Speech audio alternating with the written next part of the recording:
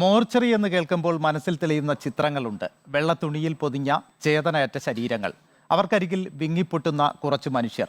എന്നാൽ ആ വേദനകൾക്കിടയിലും ചിലരെയെങ്കിലും ആകർഷിക്കുന്ന ഒന്നുണ്ട് തിരുവനന്തപുരം മെഡിക്കൽ കോളേജ് മോർച്ചറിക്കുള്ളിൽ. എന്താണെന്നല്ലേ ആ റിപ്പോർട്ട് കാണാം.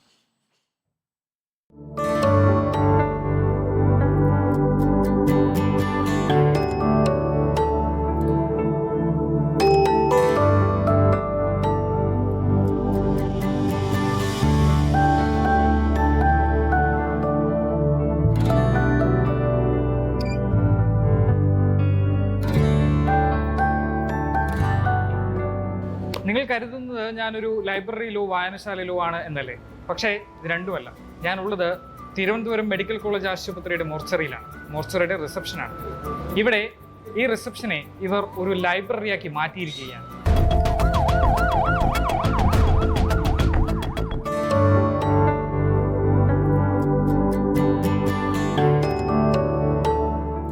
സിനിമാ കഥകളിൽ കാണുന്ന മങ്ങിയ വെളിച്ചവും പേടിപ്പെടുത്തുന്ന നിശബ്ദതയുമൊന്നുമല്ല തിരുവനന്തപുരം മെഡിക്കൽ കോളേജ് മോർച്ചറിക്കുള്ളിൽ.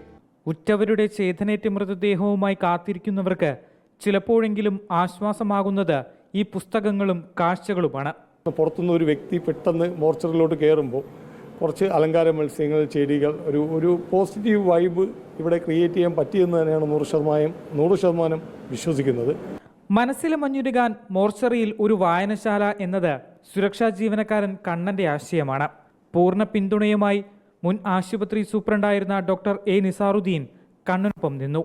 അങ്ങനെ 1.5 മാസം മുമ്പ് വായനശാല തുടങ്ങി. ഞങ്ങൾ ഈ മോർച്ചറിയുടെ മോച്ചായ തന്നെ ഒന്ന് മാറ്റണമെന്നുള്ള നമ്മുടെ അഭ്യർത്ഥന medical college superintendent Nizaruddin sir നല്ല രീതിയിൽ പോസിറ്റീവായി എടുക്കുകയും സാറ് തന്നെ നമുക്കിവിടെ ഒരു ലൈബ്രറി തുടങ്ങാം, ഒരു പുറത്തുനിന്ന് ഒരു വ്യക്തി വരുമ്പോൾ ഒരു പോസിറ്റീവ് തോന്നുന്നതിന് വേണ്ടി ഒരു പോസിറ്റീവ് എനർജി അവർക്ക് ഫീൽ ചെയ്യും. പുസ്തകങ്ങളുടെ രൂപത്തിൽ സഹായങ്ങൾക്കായി കാത്തിരിക്കുകയാണ് കണ്ണനും മറ്റു ജീവനക്കാരും.